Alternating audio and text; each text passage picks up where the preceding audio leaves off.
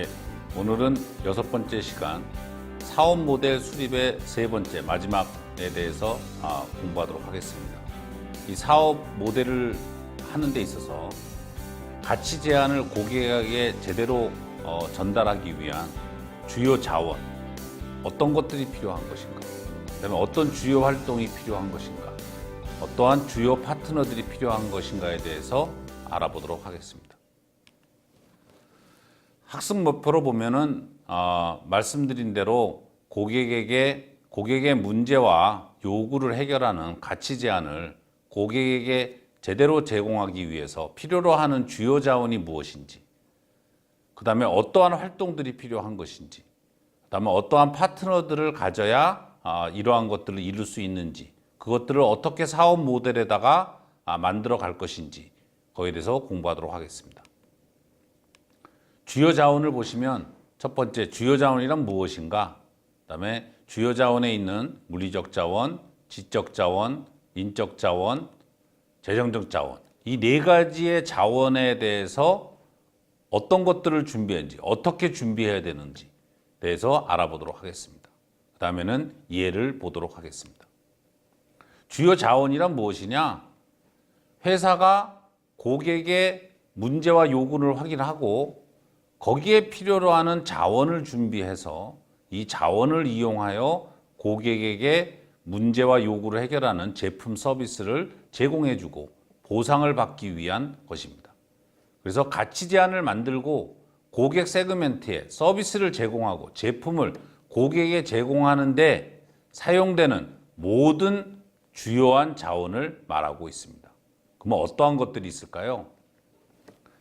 이 주요 자원 중에는 최종 제품을 만드는 데 필요한 것이 바로 이 주요 자원입니다. 그 다음에 경쟁 업체가 사용하는 핵심 자원과 비교를 할 수 있어야 됩니다.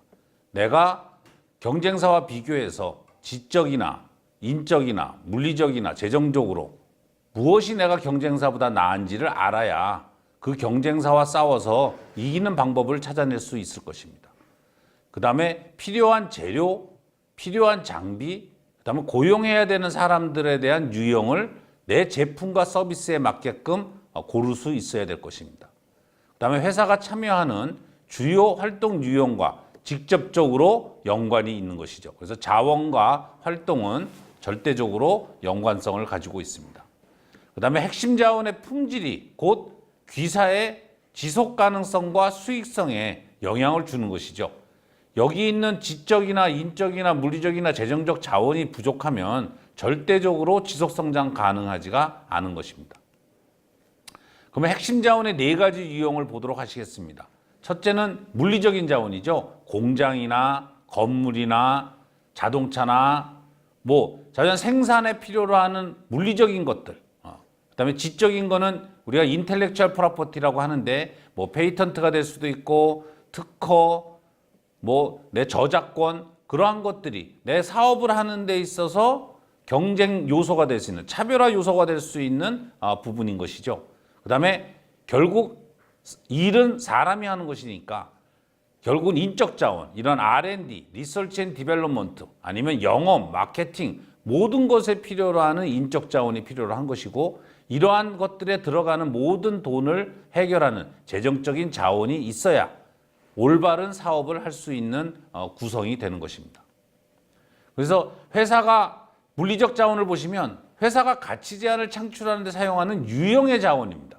그래서 장비, 재고품, 건물, 제조공장, 유통망 같은 것이 있고요. 예를 들면 인텔 같이 마이크로칩 제조 회사는 반도체 공장이 곧 물리적인 핵심 자원이 되는 것입니다. 그 다음에 지적 자원으로 보면 브랜드, 특허, 지적 재산권, 그 다음에 저작권, 파트너십 같은 비물리적이며 무형적인 자원입니다. 그 지적 자원의 형태를 보면 고객의 목록도 지적 자원이 될 수 있는 것이죠. 그 다음에 고객의 지식도 될 수 있는 것이고. 그래서 이 지적 자원은 개발하는 데 시간은 굉장히 많이 들지만 결국 회사에게 차별화 포인트, 고유한 이점을 제공할 가능성이 있는 것입니다. 그래서 나이키와 소니 같은 경우에는 브랜드가 굉장히 의존을, 이것은 하나의 지적 자원입니다. 브랜드도. 그 다음에 마이크로소프트와 아도비는 소프트웨어가 그들의 지적 자산인 것이죠. 구글 같은 경우에는 이런 지적 자원을 강화하기 위해서 특허를 갖다가 어마어마하게 많이 수입을 하고 있고 사용을 하고 있고 그다음에 사고 있는 것이죠.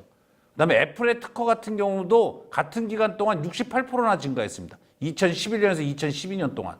구글은 그때 170%가 증가를 했죠. 이렇듯이 기업이 특허가 앞으로 자기네들의 성장의 원동력이 되고 있다고 보고 있는 것입니다. 삼성과 애플 같은 경우는 특허 분쟁을 지금 굉장히 오랫동안 하고 있는 것이죠. 인적 자원은 회사에서 가장 간과하기 쉬운 자산입니다. 그렇지만은 인적 자원이 없이는 절대적으로 성공할 수가 없는 것입니다. 인적 자원의 속성이 결국 경쟁력의 핵심이고 무한한 부가가치를 만들어낼 수 있는 것은 오직 인적 자원뿐입니다. 그래서 마이클 포터나 피터 드래커가 이런 인적 자원에 대해서 굉장한 강조를 하고 있는 것이죠. 예를 들면은 조나산 아이브가 애플의 디자인의 총대빵이죠. 이 사람이 만약에 애플을 떠난다면 소비자가 애플에 대해서 바라보는 인식은 엄청나게 달라질 것입니다. 그래서 사람 하나라 10,000명을 먹여 살리는 것을 해야 된다고 하는 삼성의 이건희 회장의 철학처럼 얼마나 사람이 이 사업에 있어서 중요한지를 아셔야 할 것입니다. 그 다음에 금융자원이죠. 역시 돈이 없으면은 절대적으로 사업을 할 수 없는 것이죠. 그래서 현금이나 뭐 직원에 대한 스탁 옵션이나 이런 것을 할 수 있는 능력이 곧 금융자원입니다. 예를 들면 중국의 생명보험 같은 경우에는 광범위한 고객을 기반으로 보험을 팔고 있습니다. 그러한 이런 보험 청구를 충당할 수 있을 정도로 충분한 자본이 없다고 하면은 절대적으로 이 사업을 할 수가 없는 것이죠. 예. 예를 들면은 자동차 업체가 하나의 우리의 그 자원에 대해서 자동차 업체를 한번 보겠습니다. 어셈블리 로봇 같은 것은 물리적인 자원인 것이죠. 이렇게 공장에서 로봇을 사용해서 만약에 로봇이 없다 그러면은 자동차 공장을 만드는 것이 생산이 굉장히 느려질 것입니다.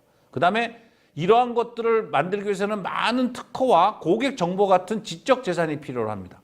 그 다음에 자동차 디자인은 이제 없으면 안 되는 하나의 필수가 된 것이죠. 그래서 디자이너가 핵심 인력이 돼가고 있는 것입니다. 그 다음에 제조업체는 인프라하고 재고에 투자할 만한 충분한 돈이 있어야 됩니다. 임대를 하거나 자동차를 빌려주고 파이낸싱을 해주는 능력이 있어야 자동차를 할 수 있는 것이죠. 그래서 이 자동차 제조업체는 그 4가지 인프라를 전부 다 확실하게 갖추고 있어야지만 제대로 된 사업을 할 수 있는 것입니다. 그 다음에 제품 주도 기업의 케이스로 보겠습니다. 우리 자원이 어떻게 사용되고 있는지. 이런 회사들은 제품을 주도하는 회사, 예를 들면은 이 앵그리버드를 만드는 로비오라는 회사입니다. 이런 회사 같은 경우에는 제품의 창작이나 판매에 초점이 맞춰져 있는 것이죠. 그래서 핵심 자원은 지적 자산과 인적 자원입니다. 이 프로그램을 만드는 인적 자원, 그 다음에 이러한 거에 대해 특허에 관련되는 지적 자원, 이런 것들을 가지고 있는 기업이 바로 제품 주도 기업입니다. 범위 기반 기업이라는 거는 예를 들면은 특정 고객 세그멘트의 가치 제한을 제공하는데 전념하는 기업인 것이죠. 그래서 예를 들면 특정 지역 내 모든 로펌에 IT 서비스를 제공하는 것을 목표로 하는 조직은 바로 이렇게 범위 기반, 그 특정 지역에 있는 변호사 사무실만 목표로 해서 IT를 서비스를 제공하겠다는 것을 가지고 있는 것이죠. 그래서 목표 고객 세그멘트의 경우에 따라서 전문 서비스 세다 같은 인프라가 필요하고 잘 발달된 인텔리전트에 대한 핵심 자원을 가지고 있어야지만 가능한 것입니다. 인프라 기반 서비스는 간단하게 예를 들면 통신회사입니다. 통신회사는 4G, 5G에 대한 엄청난 투자를 해놓고 그 다음부터는 수년간은 사용료로서 돈을 버는, 그래서 거대한 인프라를 만들어 놓고 인프라를 활용해서 수익성을 달성하는 것입니다.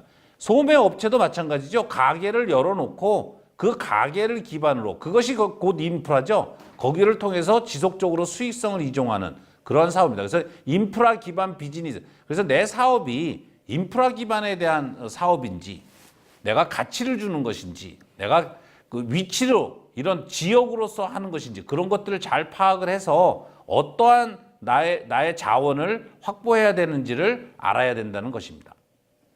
그래서 카카오 같은 경우에는 이러한 무료 서비스를 메신저 서비스를 위해서는 카카오 플랫폼이라는 게 필요한 것이죠.